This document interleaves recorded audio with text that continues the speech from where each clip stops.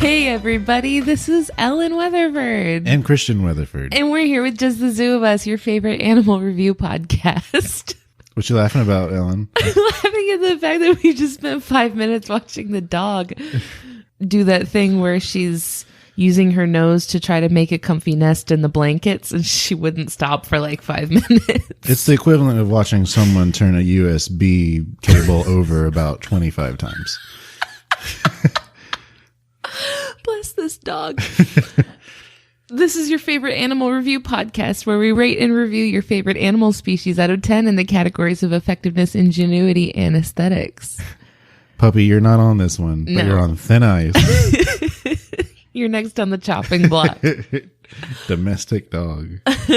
We are not zoological experts. We do a lot of research for the show to make sure we're giving you really good information from trustworthy sources. Real quick announcement. I wanted to make that we are going to be doing another live show as part of the Calavita Arts Festival in Green Cove Springs. So if you live near that area, come check us out. It is a free show, by the way. It is provided for y'all at no charge. Just sign up on the Eventbrite page and come check us out. It should be lots of fun. It will be lots of fun, Christian. Not should be. It will be. Scenic Green Cove Springs, Florida. It's beautiful, yeah. Yes. That's our hometown, by the way. Nope. It is your hometown. Well, Christian, you are up first this week, and you have our democratically elected poll winner for this episode, which is... Coming in just a skosh ahead of the blue-ringed octopus, I believe it was. It was literally a one-vote victory. It was just razor thin. Yep. So the winner, the common cuttlefish. Scientific name, Sepia officinalis. That sounds good. That's Right? a good name. I don't know if I pronounced it right, but here we go. You know, is it spelled S-E-P-I-A? It is. I think some people pronounce that sepia. Like the color? Yes. Ah, that makes sense for some things I have to say then. Now, I don't know for sure. That's how I pronounce it, is sepia. Sure. So like you said, this species came to us from our Facebook and Twitter poll, but previously it was also submitted by Kyle Rauch. I think just generally as a cuttlefish submission. Yeah. So there are many species of cuttlefish. This one is the common cuttlefish. For this one, I'm getting information from Animal Diversity Web at animaldiversity.org, as well as species-identification.org to help me with some of the family tree stuff, and also the Monterey Bay Aquarium, found at montereybayaquarium.org, and lastly, the Octopus News Magazine online. There's an Octopus News magazine. Yes. I need to subscribe, and I need push notifications. I need to know when there's Octopus News. They can be found at tonmo.com, basically. Love it. So, jumping right into it. Cuttlefish. Let's talk about how big they are. If you had to take a guess, how big? This is maybe unfair because I have seen them. This particular species? Yes. Oh, really? We saw them in the aquarium. I didn't realize that was that exact species. I'm pretty sure it was. They're 4 inches. Well, maybe those were young, because these can get up to... The mantle length of this species is 45 centimeters long, or 17.7 inches. Oh, that's huge. Yeah. The ones we saw in the aquarium were teeny. Yeah, so I'm wondering if they were young or a different species. But anyway, they can weigh up to 4 kilograms, or 8.8 pounds. That's pretty big. Yeah. These are found natively in the eastern North Atlantic, throughout the English Channel, and south into the Mediterranean Sea. They've been recorded along the west coast of Africa as far south as South Africa. So you might notice none of the Americas were listed there. They just don't play with us? Yeah, no. Not interested. Yeah, none of this species over here. And I think I read somewhere that in general there are no cuttlefish in this part of the Atlantic. Oh, that's a bummer. In terms of what part of the ocean, they're found from the subtidal waters to depths up to 200 meters deep, or 656 feet. They do seasonal migrations. So they spend the spring and summer inshore, and they go to deeper waters during autumn and winter. So like during the autumn and winter, the temperature of the deeper areas is more constant. Okay. That makes sense. They belong to the taxonomic family Sepiidae, also known as the true cuttlefishes. Oh, excuse me. Are we gatekeeping cuttlefish now? I think they say this because the Sepiida order that they belong to has cuttlefish and also bobtail squid. Oh. Yeah. Okay. So I think there are some squid that kind of resemble cuttlefish but aren't actually cuttlefish. And of course, they belong to the cephalopoda class that also contains octopus, squid, and the nautilus. Okay, so they're all one big, happy, tentacle-y family. Yeah, well, class, but yes. Sure. Be like that, I guess. I will.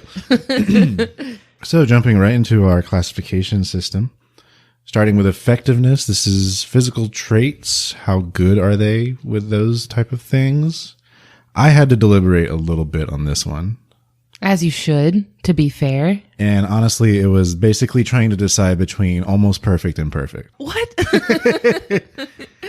I settled on perfect with a score of 10 out of 10. Oh, we'll settle for perfect. So let's dive right into it. So first of all, their arms and tentacles. Mm-hmm. Arms and tentacles. Yes. Okay. So this guy has 8 arms and 2 tentacles, and all of them have suckers. So the arms are what you'll usually see, whereas they have 2 much longer tentacles that are usually retracted into the body. Oh, really? Yes. And those only come out when they're hunting. Oh, interesting.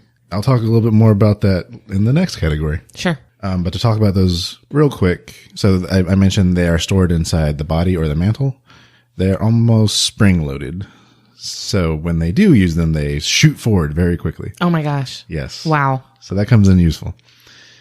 Next thing I want to talk about is their ability to change color. So pretty common among the cephalopods, I think, but very impressive with the cuttlefishes. So they can change color and texture of their skin using structures called chromatophores, lucifores, and iridophores. We talked about these with the chameleon. The veiled chameleon, yeah. Well, so chromatophores are just cells that contain pigmentation. Yeah. So what it's doing is it's taking these structures and making some bigger and some smaller. And the different ones have different pigments in them, so resulting in different hues and patterns because it can control different areas of its skin. It doesn't have to be all one thing. So yeah, it has a very impressive ability to change the color and texture of its skin. And again, that will come into play into its ingenuity. And it also has, like many cephalopods, the ability to expel ink. Ah, that's very good. Yes. And next up, their eyesight is very well developed. Oh, I wouldn't have expected that. Yeah. They have a cuttle bone that they use for buoyancy. This is interesting because, octopus and squid don't really have any kind of structure like this, but they use this cuttle bone to control their buoyancy. From what I understand, it somehow lets them control a ratio of gas to liquid in that part of their body. Oh. Yeah. Now, when you say that it's a bone, what do you mean by that? Is it like a calcified structure? Is there marrow inside of it? No, no marrow. So it doesn't function the same way as like a bone in our body would. It's not there to fortify anything. It's just used as a buoyancy device. So this is what you buy in the store, right? The cuttle bone? Yes. And I was going to touch on that a little later. Okay. They have water jet propulsion, basically. Whoa. Where they take in water and then expel it to move very quickly when they want to. Got to scoot. But other than that, their normal form of mobility are 2 fins that run the length of their bodies. So they do like a little rippling effect when they're using them, and they can move in any direction using those fins. It's really cool. Yeah. It's really cool. They have a beak that lets them eat small fish, crustaceans, and other cuttlefish. Oh, yes. Hello. Cannibals. Oh, sure. Go for it. It must be hidden way up in there. Yeah, it's similar to how an octopus or a squid, where it's kind of up in the mantle, hidden by the arms and tentacles. Wow. So they grab their prey and pull them in towards it. How terrifying. Yeah. They have so many babies. Females can carry 150 to 4,000 eggs. They are deposited onto seaweed and rocky bottoms. The young hatch after 30 to 90 days at about 50 millimeters long, 2 inches. A little teeny. Just so little. And they're pretty much born ready to eat small prey. Here we go. Precocious youngsters. Now, here's the part that was kind of giving me pause as to what score to give them for effectiveness. is their short lifespan. They live only 1 to 2 years. Oh. In both the wild and captivity. Wow. They usually die after reproducing. Oh my gosh. Yep. Huh. They're here for a good time, not a long time. And it's also the way they die that kind of made me think about it. So I couldn't confirm that this particular species does this, but I found sources that say most cuttlefish will die in this manner. So many cuttlefish and cephalopods in general will enter a state of senescence. Senescence? Yes. Okay. The adjective senescent means something that is elderly. Oh, okay. Yes. All right. I see that etymology at work. And so when this happens, they will start to rot away and lose their eyesight. Oh, no. Yeah. In the wild, this results in not being able to hunt very well and or being easily eaten by a predator. Sure. In captivity, I guess this is just part of having a cuttlefish in your aquarium or such. So that in captivity, owners will often choose to euthanize cuttlefish once they reach this stage rather than let them suffer. Oh. Yeah. That's interesting. You don't usually hear about wildlife having like such exaggerated traits of aging that's like, well, I don't know. I guess you don't normally hear about wildlife just like surviving to the point where old age becomes their cause of death, right? Right. So in the wild, this usually results in them being eaten by something else before they get the chance to actually rot away to death. Yeah. Whereas in captivity, that's not necessarily the case. Gross. Right. Often the humane option is to euthanize them when they get to that stage. Yeah, that sounds fair. Yeah. So that's the part that kind of made me think about it. Although I guess when you think about it, it really is just what many life forms go through when they get to old age. It's just rapidly shortened time period. They are not here to play games. Nope. They're here to get the job done, and they have just condensed everything that they need to do in a short amount of time. They're all about efficiency now. Yeah, so it takes a ton of energy for them to reproduce. So basically what they do is they hatch. Their main concerns are growing and eating as much as they can, reproducing, and then dying. I would argue that maybe 4,000 babies is too many, and that maybe if they considered scaling that back a little bit, maybe they wouldn't have to immediately die after having their 4,000 babies. So it kind of works out, especially when you consider their interactions with us, which I'll touch on a little later. Ooh, interesting. So, full 10 out of 10 for effectiveness. Sure. Moving on to ingenuity. Yeah. These are things like intelligence, tool use, clever tactics, that sort of thing. Again, full 10 out of 10. Ooh, clutch move. So, cuttlefish in general are very intelligent, along with octopus in general, I think. Mm-hmm. The biggest thing I wanted to give them points for is their ability to communicate with each other. And the way they achieve communication is with changing the color and texture of their skin, and also the way they're moving through the water, and also how they hold their arms and tentacles. Oh, so they're using body language and I was going to say nonverbal cues, but like what else are they like as opposed to verbal? First, I was imagining them saying something like squirt, squirt. Yeah, you know how cuttlefish just say their name to each other? Their English common name to each other? Yeah. Cuddle, cuddle. Sorry. Dang it. Next point I wanted to give them is around their courtship of each other. So like I mentioned, they use color changing to communicate, but in this case, they also use that as a way to indicate a readiness to mate.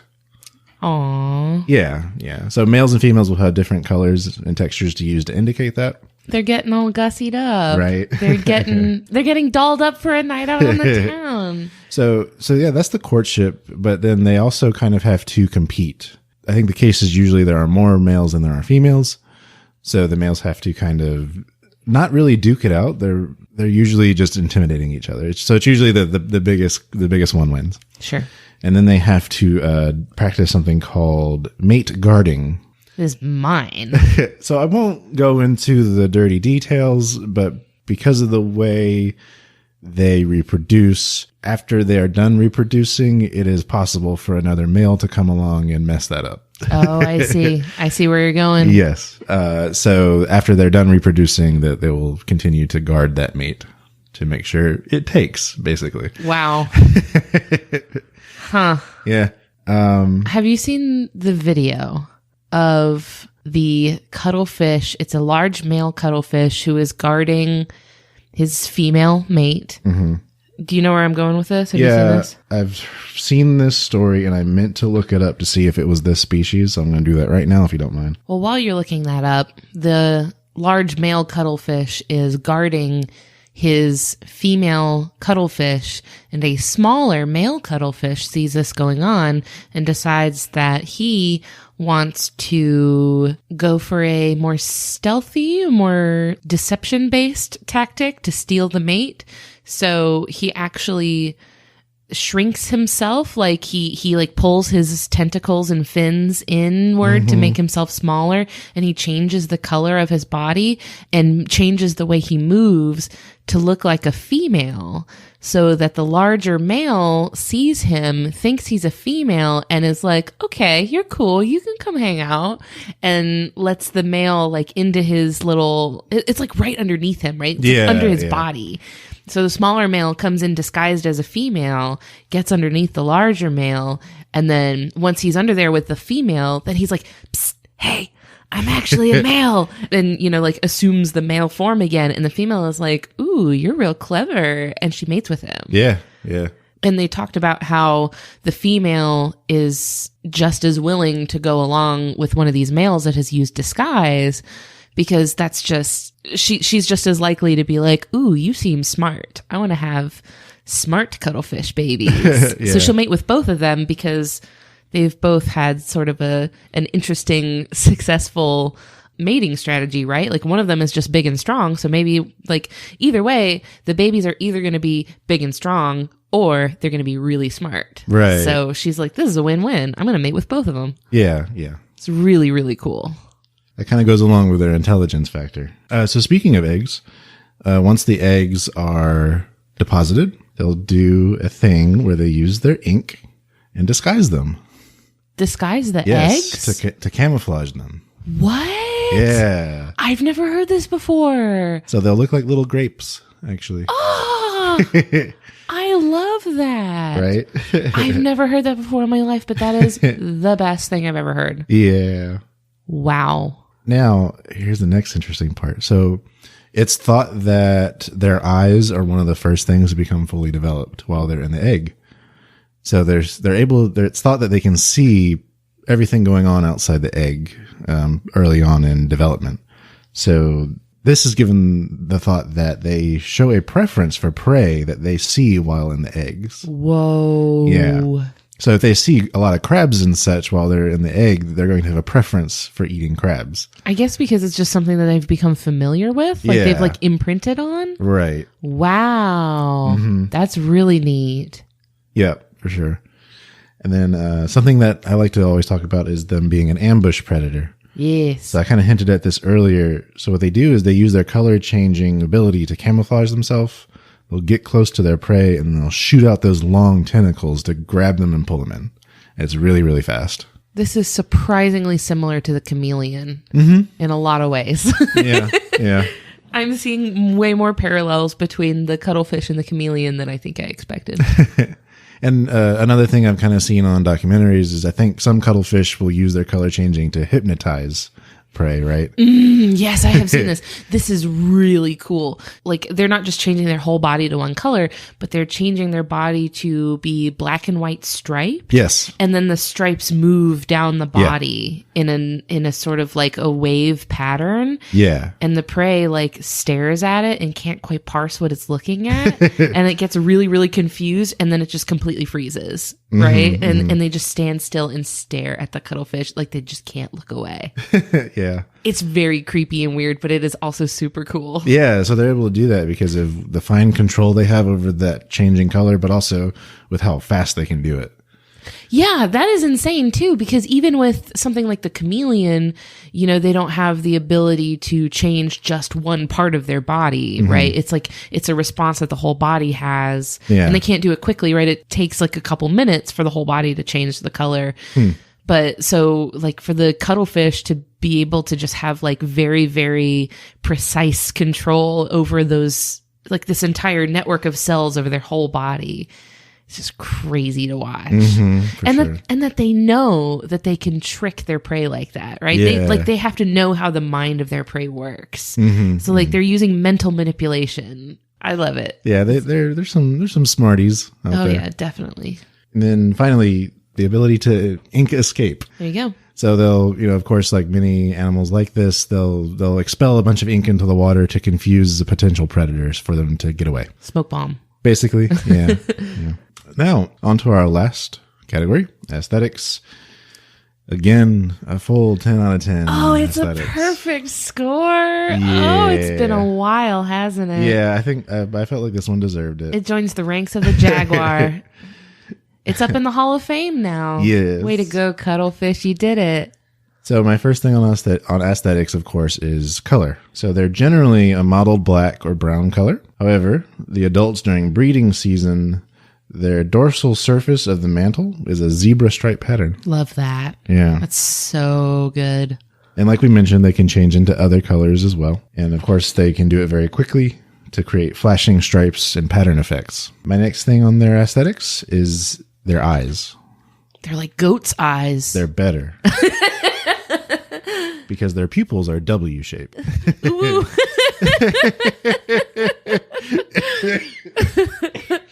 Dang it. Yeah. Yeah, so the pupils are W-shaped. I think they're very interesting to look at. Really quick. Hi. This is Ellen. 2 days after we recorded this episode, I went rogue and did some research on cuttlefish pupils, and I wanted to share it with you guys because I thought you would like it too. The cuttlefish pupil in normal or brightly lit conditions is in fact shaped like the letter W, but like a rounded W, like the number 3 turned on its side. However, when it's really dark, the pupils open up and become circular. So I was really curious about why they do that. Turns out the function of the shape is pretty complicated, but I found a good study on it called The W-Shaped Pupil in Cuttlefish, Sepia officinalis, Functions for Improving Horizontal Vision by Lydia Mothker, Roger Hanlon, Jonas Hackinson, and Dan Eric Nilsson. My deepest apologies for any mispronunciations. What this study reports is that the reason the cuttlefish's pupil is shaped like a W is because in the water, the deeper you go, the more light is scattered by the water, meaning it gets darker. So this means that within the cuttlefish's field of view, there's more light at the top and less light at the bottom, giving it a pretty wide range of light conditions to have to process all at once. So because the pupil is shaped with broader horizontal bands at the bottom and these narrow vertical slit-shaped points at the top, it lets in less light from above and more light from below, allowing it to see details more evenly in the light gradient of the sea. So when everything is dark because it's nighttime, it no longer needs that funky shape because everything is dark. So it opens up the whole pupil to let in all of the light. I thought that was pretty cool. Anyway, back to the episode. Very aesthetic, though. Finally, for aesthetics, the rippling effect of their fins. I'm so always good. very impressed with that, it seems. So good. No, yeah, it is good because it looks like a ribbon along the outside of the body. It's really nice. Yeah, and in their case, it's on both sides. So it's very nice. Excellent. A little miscellaneous info to wrap up the cuttlefish. Their conservation status is of least concern on the IUCN. What a relief. So they're close to overfishing in some regions, but it's thought to be that they're doing fine based on how wide their range is and also the measurement of the fishing yields, because they're a popular animal to be fished out of the ocean. Okay. The Greek and Latin word for the cuttlefish's brown ink, it's brown by the way, Okay. is sepia. Oh, which now refers to the color. Wow. Okay. In English. Okay, so it's the other way around. The ink wasn't named after the color. The color was named after the ink. Yeah, that's my understanding of it at least. That's cool. And its ink was once used extensively for drawing and writing. Also, it's currently used for homeopathic medicine, dyes, and paints. Okay. And finally, as we mentioned earlier, the use of its cuttlebone. So in pet stores, you can get cuttlebones for pet birds, and their use is for a source of calcium. It keeps the beaks in good health and provides some entertainment for the bird. Now, I've known about these things for a long time. I knew they were called cuttlebones, but I never made the connection that they were part of a cuttlefish. Yeah, I worked at a pet store for like 2 years and never made that connection. Yeah.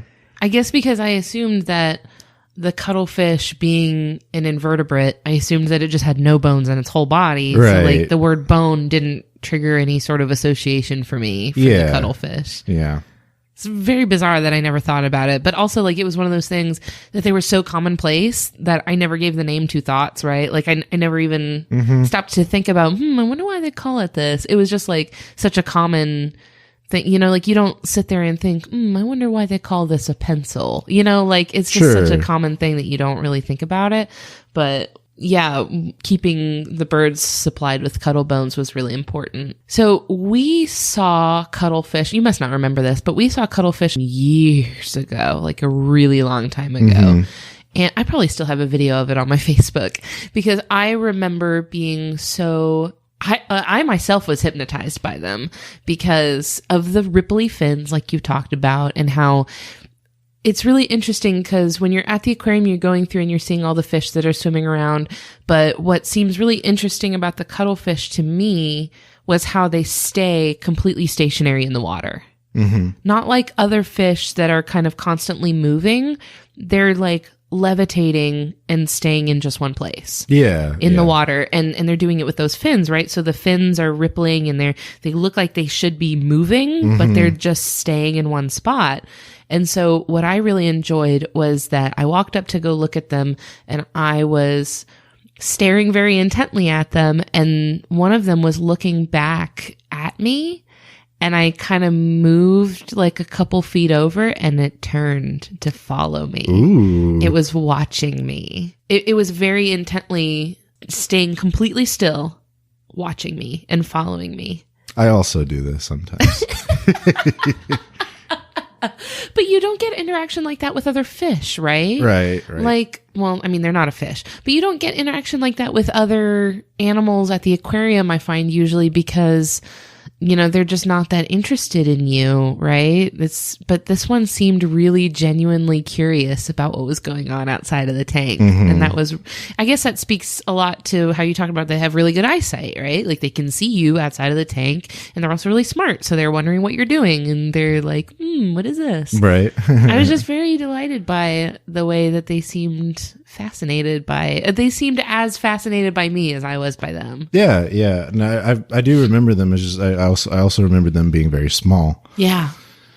Oh, and per the Monterey Bay Aquarium, they have raised several hatches of this species at their aquarium. Oh, that's good. So it's very likely that the ones we saw were just very young. Yeah, maybe they were just beebs. I remember there being a bunch of them, but they were very little, like less than 5 inches long. They were really small, like smaller than my hand.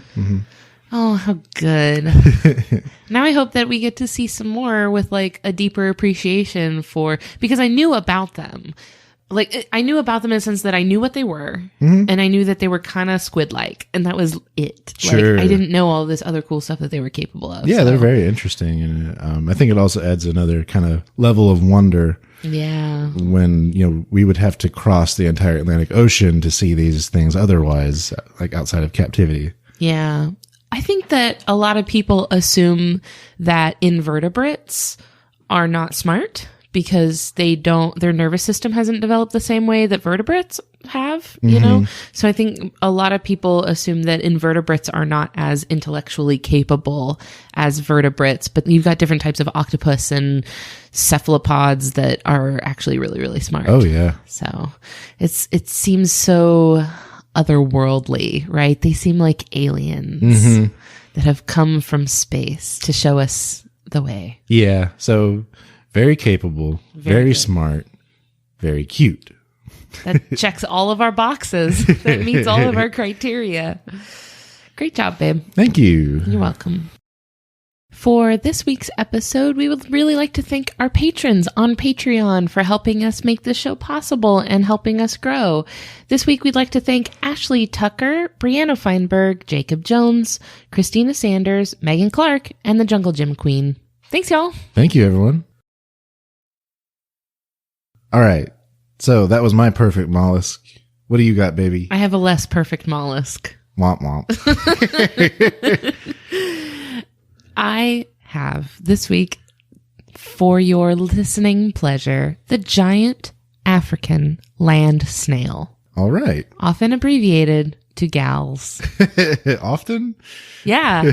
Like, I looked it up. Oh. They call it, a lot of people call it gals. Huh. Yeah. So the scientific name is Achatina fullica. How pretty. Yeah. So actually that name Achatina comes from the Greek word for agate. Like The jewel? Or yeah. The gem, I think it's like a gem, something like that. Yeah. But meant to describe the pattern of their, like just the way they look, I guess. Okay. Agate. This species was submitted by Megan Inez Clark as well as Dalton Weeks. All right. Thanks, y'all. I think probably inspired by the picture that's been going around on the internet of like a person holding one of these. It's a big snail, right? Huge snail. Like Gary from SpongeBob. Bigger. What? Well, if you think of how like SpongeBob is the size of like, I'm assuming to be a kitchen sponge, Gary's probably really not that big. Yeah, you're right. If he fits on pineapple. Yeah, he's probably little. I'm getting my information from Animal Diversity Web, and I also found a couple of interesting little studies that I'll cite later when they come up. All right. So to introduce you to the giant African land snail, as the name would imply, this is an absolute unit of a snail. This one in particular is up to 20 centimeters or 8 inches long. Wow. Yeah. Huh. 8 inches of snail. Man, can you imagine that slime trail?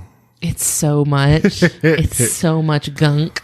So they're native to eastern coastal areas of Africa, but they have been introduced to countries all over the world where it can be found as an invasive species. Oh. Yeah, don't worry. I'll talk about that at the end. First, I got to hype it up. I got to give it its appreciation first, and then I got to bring you back down to reality. Yeah, then tear it down. Their taxonomic family is Achatinidae. Some relatives that they have, so they share a common name, giant African snail, with the species Achatina achatina. So these are actually native to the western parts of Africa, and that one actually is the largest snail in the world. Really? So that one's actually bigger, with the largest specimen ever recorded at a length of 39.3 centimeters or 15.5 inches. This species that I'm specifically talking about is actually not the largest of them, but it is the most common one, and it was the one I could find the most information on. So that's why I picked this one. Okay. Instead of the bigger one. So I'm going to kind of launch right into it. I'm going to start with their effectiveness, their physical adaptations. I give them an 8 out of 10. Okay. It's a good snail. It's pretty good as far as snails go. So these snails are hardy. They can survive a pretty wide range of environments. They're herbivores, so they eat a wide variety of plant matter. It could be alive, it could be dead. They aren't particularly picky. They just like to eat plants. All right. You give them a good leaf, they are on it. Munch. Love a good leaf. They have also been observed exhibiting some omnivorous behaviors, eating fungi, lichens, or even other snails. Huh. Yeah. But they don't prefer that. They would definitely pick a leaf over another snail, but it's just been observed that they have strayed from the vegetarian path on occasion. That would be the least interesting hunting chase. Oh my God. Can you imagine? Okay, I want you to picture this. It's like a BBC documentary, and it's got the dramatic music playing. It's like got the like fast drums and everything, and it's like got the tense music, and it's just two snails. This is not actually slow motion. This is real time. And the scene lasts for like 45 minutes. But it's 45 minutes of like intense drums and... Oh, had to change the camera battery there. All right, we're back. Just to say, that's not what they prefer to eat, but it's been observed. Anyway, so I want to talk about how snails eat food. Because I've seen a lot of pictures of snails eating food because it's really cute. Because they have just a teeny little mouth. Yeah. Right where you would expect their mouth to be, right? Sure. It's like right beneath their eyes, I suppose. So they eat food with a tongue-like structure called a radula. Okay. This is essentially a bristle pad that is comprised of tons and tons of these tiny tooth-like ridges. Some sources called them teeth, but then others said, well, they're kind of like teeth, but they're not really teeth. Sure. I don't know. I'm not going to be the gatekeeper of what we consider teeth and what we don't, but they're tooth-like ridges, and these tear and grind up the plant matter in order to pass it along into the digestive system. So just like teeth, right? It's kind of like chewing. Tongue. Yeah, it's like a toothed tongue that they use to chew the food before they swallow it. Hey, Mr. Owl. How many licks does it take to get to the center of a Tootsie Pop? Are you a giant African land snail? 1. Yeah. So I found that interesting because I have seen pictures of them eating, but I'd never seen it up close. So I didn't really know how their mouth worked. So just in case you ever wondered. I kind of want to see that under like a microscope or something. It's pretty cool. Well, some of them look different. So some of them look like spiky. Some of them look kind of like a cat's tongue. You know how they're kind of barbed. But then some of them look a little bit more like they have these wavy ridges. Like, have you ever seen the hard palate inside of a person's mouth? How it has these wavy bumps in it? Some of them look kind of more like that. So it varies from species to species what the radula can look like. Neat. But yeah, I just thought it was pretty interesting. For sure. So their digestive system, as well as all of their vital internal organs, are tucked inside of their shell. So the part of the body that you're seeing on the outside that's visible to us is just one big muscle. It's commonly called the foot of the snail. This is where they get their name gastropod. It's a stomach foot. They have so gastro meaning stomach and pod meaning foot, that they walk around on their stomach. It's just one big muscle foot. And it's pretty cool to watch too. It's kind of like how you talked about the cuttlefish, how it all like ripples to move the snail forward. Yeah. It's kind of neat to watch. I think so, at least. Now, snails cannot hear sounds at all. Okay. They just can't hear. So they rely instead on sight as well as smell, which they perceive with the small tentacles beneath their eye stalks. So you know how a snail has 2 long tentacles at the top that have their eyes on the end? Yeah. And then beneath it is these 2 little tentacles that stick out to the side. Yes. So that's what they use to feel around and also to pick up smells. Okay. Yeah. They smell better than they can see. Yeah, because it seems like those eyes must be pretty simple, right? Yeah, I don't think they see very good. Okay. I mean, so I felt like not being able to hear sounds at all and having pretty poor perception in general was a deduction from their effectiveness. But then I thought about it and it's like, even if they could hear predators coming, it's not like they could run away, right? Like they can't run, you know, they're moving so slowly. It wouldn't really help them anyway. So really their only method of defense is their shell. So they have this big, hard shell protecting all of their organs and stuff, and they can withdraw inside of that shell and seal themselves up. So that's a pretty decent strategy, especially once they get to their full size, right? Once they get to their full size, and that's like, you're talking 8 inches of just solid armor, you're probably going to be okay. But you have to make it that far, right? Like when you're a baby and you're just a little teeny tiny little snail, then you're easy pickings. Yeah. Although I wonder if any like big predators would try to mess with them. I saw that they can be preyed on by some larger mammals, but I saw that wild pigs like to eat these. Yeah. So I admittedly am not very knowledgeable as to what parts of Africa certain animals are in. I guess what I was thinking of, maybe hyenas? I don't think a hyena would eat this. It has the jaw strength for it, I think. I mean, they have the jaw strength for whatever they want, really. They will chew through space and time. I don't think a hyena would eat a snail because, I don't know, because I said so. Do people eat these snails? Yes, but I'll talk about later why you should not do that unless you have cooked it thoroughly first. Don't eat them raw. You're not going to want to eat these as like escargot on your plate. I don't think escargot is raw. Is it? You would know better than me. It's not. It's basically boiled in butter. Gross. Delicious. So nasty. Oh, and their shell is cone shaped rather than being sort of, how would you describe it? Gary from SpongeBob. Gary shaped. You know how it's like kind of like a flat disc shaped almost. Like a garden snail. Yeah, theirs is more cone. Yeah, and you usually see that shape in aquatic snails, right? So that shell is also typically brown colored, and that blends them in with dead leaves, soil, things around where they're going to be hanging out typically. But I did see some pictures of albino ones. Okay. Which I thought was weird because I hadn't thought of there being albino snails before. Sure. That was not even a concept that had ever been in my brain. And I was like, oh my gosh, there's albino snails. I mean, just the concept of albinism and invertebrates in general, right?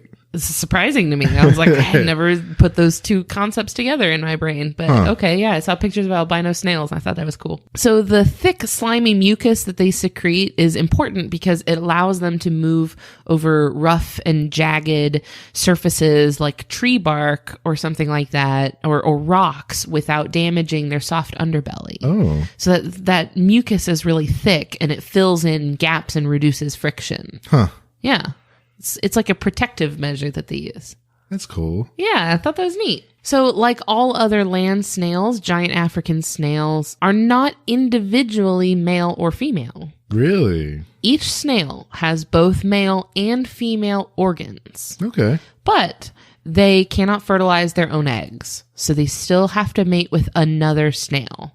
So when this happens, whichever snail is the larger of the two takes on the role of a male, and the one that is smaller takes on the role of a female. When this happens, they can lay up to 500 eggs per clutch. Wow. That's very many. It's not as many as 4,000, right? I wish you hadn't hyped up the 4,000 babies of the cuttlefish, because then this would seem way more impressive. Yeah, this is the only category the cuttlefish is outperforming it in. Okay, sir. Listen, this snail is doing its best. And they have a clutch of these 500 eggs, up to 500 eggs. Sure. They have a clutch every 2 to 3 months.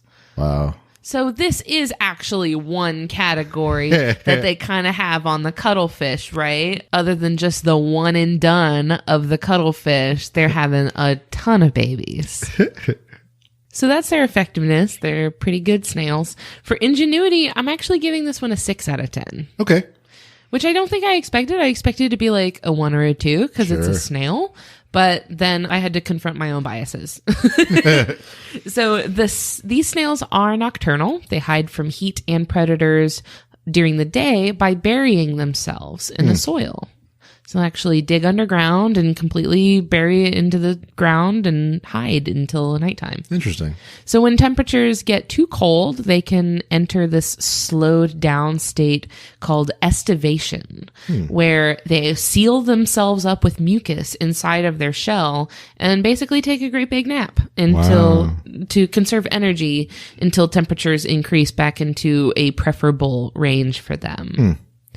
Snails also communicate with each other for mating purposes. So this snail is totally solitary and doesn't like to hang out with other snails, but they do actually communicate with each other to mate with courtship interactions where their body language cues to each other whether the snail is initiating courtship and also whether that snail is receptive of the courtship. Whoa. Yeah. So different things like the way that they hold their head, the way that their tentacles on their head are being held, and they have this own little body language that they understand that they're communicating to each other with.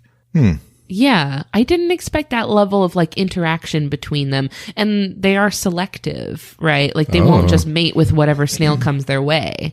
They're kind of choosy about it. Sometimes they'll be like, I don't think so. That's got to be just devastating. Yeah. Like, oh, geez, it took me 24 hours to get over here from 3 meters away. A crushing blow. I'm just going to bury myself in this dirt if you don't mind. I too bury myself in the soil upon any rejection. Yeah. So I found that I had assumed that being a snail, it was unintelligent. And I was mistaken because, so although the brains of snails are very simple compared to those of either vertebrates or even other more complex mollusks, right? Like octopus and cuttlefish and stuff like that.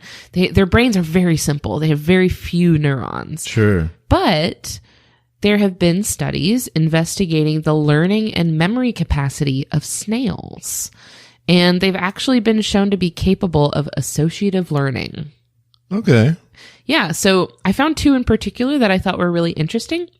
The first one was a study in 1974 on wild garden snails, Helix aspersa. They placed garden snails at the base of a rod, which the snail would climb. Once the snail reached the top of the rod, it would trigger an electric shock. Uh-oh. Yeah. So after repeated trials, some of the snails actually learned to turn around and avoid the top of the rod. Huh. Yeah, so they would turn around and climb back down the rod to avoid the shock at the end. I'm guessing the shock was not fatal then. No, it's like a very mild little bzz, and it was something that wouldn't even knock the snail off the rod, right? Like it was just unpleasant. Okay. So, but it was interesting because some of them learned how to avoid the shock, but some of them didn't. Oh. Yeah. So there was some variation between individuals of like some were a little bit better at learning and remembering than others. Huh. And then there was another study that I thought was cool. It was a 2012 study also on garden snails. So in this one, the researchers trained the snails to anticipate a food reward associated with an odor signal. So they would expose the snail to an aroma chemical and then give them a treat essentially for it, and then would observe their responses, and then would find that when they would expose the snail to the same smell later, they would start to like get excited for the treat, right? Like they would start to... I want to see excitement in a snail. It was essentially a Pavlovian response. But since they can't hear, you can't associate a sound with a treat. So it was cool how they had to kind of be like, what is a snail going to respond to? Yeah. What can the snail perceive? I mean, it makes sense, right? To use the one sense that they are best at. Yeah, because I think a lot of times intelligence tests for animals rely on things that are not necessarily their strengths or things that they wouldn't have to use, things that are not biologically appropriate for them. So I'm always interested to see how they develop tests for intelligence in animals that are playing to that animal's strengths. Yeah. So I thought that was really cool. And they could remember later on, like when they retested the snail like a week later, they would test it and it would have the same response, so it remembered. Yeah. Wow. That's a lot more complicated than you expect from a garden snail. Yeah. Having so few neurons. Like it doesn't have a brain as you would think of one. It's kind of like a clumping of nerves, right? It's like just a densely concentrated area of nerves in this one place in their head. So it's not a brain like you or I would think of one, but I mean, it's efficiency, right? Like few neurons, but boy, are they putting in the work. Oh, and that study was called Associative Learning Phenomena in the Snail, Helix aspersa, Conditioned Inhibition by Felix Aceves, Patricia Solar, Joaquin Morris, and Ignacio Loy. Very good. Yeah. Oh, and I forgot to mention it, but the first study, that study was called Learning in the Land Snail, Helix aspersa, by R.K. Siegel and M.E. Jarvik. All right. So that wraps up my ingenuity. I gave them a 6 out of 10. Even though those studies were on garden snails, I think that they made me feel like I didn't need to assume that snails are not very smart. Sure. It made me kind of challenge the way that I had assumed they were. So that brings me to aesthetics for the giant African land snail. I give them a 7 out of 10. They're pretty cute. They're pretty cute. The eye stalks, they're a little bit dopey looking, I guess, because they're, wonky, like pointing in all these different directions. I think they're cute. Well, I assume this snail does it, but a lot of snails If something gets close to their eye stalks, they kind of retract it in. Yeah, they're like, ooh, I don't like it. So the little tentacles beneath their eyes also look like whiskers, and I do love that. Yeah, you're right. That's great to me. So it's also really adorable when they munch on a leaf. Like, have you seen one eating? It's really cute. I don't know what it is. I think it's the way they kind of like wrap their whole mouth. Like they kind of wrap their face around it. And this is incredible. In quiet enough conditions, you can hear the crunch on the leaf because it's these little like hardened teeth-like structures in their mouth that are crunching up the plant matter, so you can hear them like. I hope there's a snail ASMR video. Oh no. Would you hold one of these snails? Would I personally hold one of these snails? Yes. That is a fantastic question. No. No? I don't think I would. I would. I might. I don't know. Stick it on my arm. That's like when you see pictures of people handling these, that's essentially what they're doing. They just plopped them down. It's like they're holding an infant, right? They're just cradling them on their arm. I don't think I would, just because that seems... No, I don't think I would do that. Is it the mucus? I think it's the mucus. Yeah, so the spiral shape and the brown stripes of the shell is pretty pleasing, but the foot is slimy and brown, and it looks like a big wrinkly booger, so I can't give them too many points for that. I can't give them too many for their aesthetics, so... Poor snail. Sorry. It's a 7. That's a passing grade. You're right. They're okay. They're kind of cute. So miscellaneous information for this snail. Due to their high reproductive rates, adaptability to diverse climates, and their accommodating diet, which is to say that they will eat just about anything, the giant African land snail is a very successful invasive species. Considered one of the most invasive species in the world. I think it was considered the most land damaging mollusk. Really? In the world. Okay. Like the one that is doing the most damage on land. It can be found in tropical and temperate areas pretty much all over the world, where it has been introduced by coming in on imported plants. And due to their large size, once they reach adulthood, they have pretty few predators. So their exponential population growth goes pretty much unchecked. Huh. Yeah. And then once they've established a breeding population, this bottomless appetite that they have, right? They're huge. They have to be constantly eating, causes extensive damage to crops and agriculture wherever they go. Huh. Yeah. It is actually illegal to keep them as pets or even to import them in the United States. Wow. If you are caught with one, you are in big trouble. Huh. And if you see one, you're supposed to report it to your like Fish and Wildlife Commission so that they can deal with it. I wonder how fast they come out for those. They probably don't need to come out that fast. Like, we've got plenty of time, y'all. It is a bad idea to keep them anyway. You don't really want to, because their mucus can carry a parasite that causes meningitis in humans, which goes back to when you asked earlier about eating them. Oh. This is why you don't want to eat them. You could get meningitis. It's a parasite that they can carry on them in their mucus. So it's thought that like if you cook them properly, you could kill off anything that would be living on them and they would essentially be okay to eat. Huh. But it's just not a good idea to keep them around if you don't have to. Now, what is meningitis? I don't actually know what it does. It is an inflammation in your brain. Oh, I believe. Okay. Yeah, that sounds right. It's bad. You don't want it. My last cute little tidbit about the giant African land snail is that sometimes hermit crabs use their shells as a house. That's so cool. It's very good. It's really cute. I'm assuming smaller shells. Hermit crabs can get big. To fit a full-grown one of these? I bet they could. Have you ever seen like a full-size hermit crab? They're huge. Maybe not.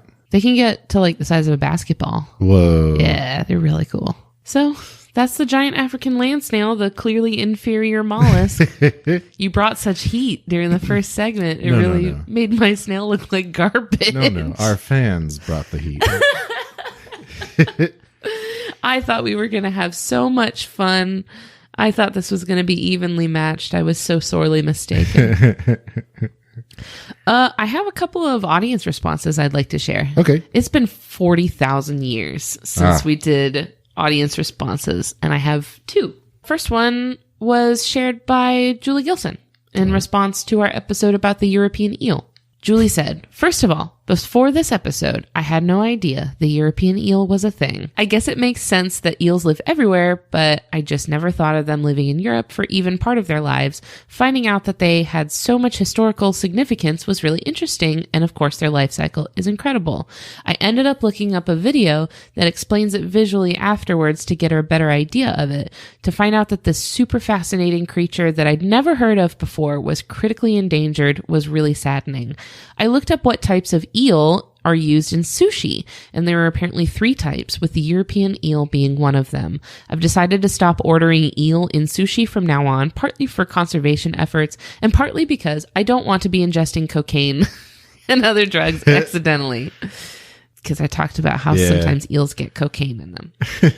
She said, I imagine the eel having very absorbent skin, so the part about that made a lot of sense to me.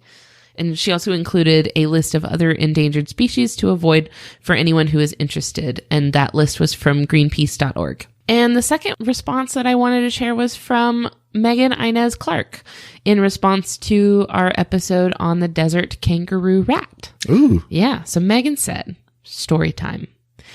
When I was 15, my mom took me and my sister and her girlfriend on a month-long road trip across the United States. We started in Jacksonville and went up the East Coast, and then across the Midwest, then down through Utah and Nevada and California before coming back across the southern states. While on the trip, I got to see a lot of cool stuff, including the Luna moth in North Carolina from the episode previous to the kangaroo rat episode, and the pandas at the San Diego Zoo. Also got to see bears, moose, deer, prairie dogs, snakes, and lots of bugs and butterflies that we don't get in Florida. However, when in the Badlands of South Dakota, my sister and I saw these little dudes that we unknowingly thought were chinchillas running along the rock formations. We jumped out of the car and chased them around and tried to catch them. Wasn't smart in hindsight, but they were so cute.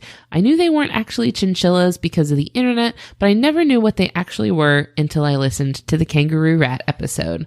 They were so sweet and would come near us, but if we tried to touch them, they would run up the rock formations and hide in little holes. I loved their little hops. Oh. So thank you for finally answering a very long unanswered mystery. How cute. The kangaroo rat. See, we're bringing friends together. We're solving mysteries. Detective Weatherford's on the case. I'm enjoying the image of these little things just hopping away. Like, hop away, go. That's what they do. Because remember how I talked about like they don't crawl or anything? They just hop. Yeah. It's great. They're very good. Yeah. Thank you, everybody, so much for listening to our show and sticking with us. You guys are really delightful, and I love all of you. You can connect with us on Facebook, Twitter, or Instagram just by searching the title of the show. If you haven't already, you should really either follow us on Twitter or join our Facebook group. Both would be great, but either one, because those are where our species polls are going up for the episodes. So if you want to have a say in which species we talk about each week, you can join the voting process there. If you have an animal species you want to hear us talk about, you can submit those to me. My email address is ellen@justthezooofus.com. A transcript of this episode and previous episodes will be found at www.justthezooofus.com. And finally, we'd like to thank Louis Zong for allowing us to use his song Adventuring off of his album B-Sides. Yes, thank you so much. And please come join our heat-throwing debate around the animal polls. It's gotten pretty intense. In the past, and it will no longer, because I'm going to be ruling the polls with an iron fist. No open options? Never again. Never again. Oh boy. Well, if you've made it this far into the episode, you are a real true friend, a real soldier. Goodbye. I love you. Bye. Bye.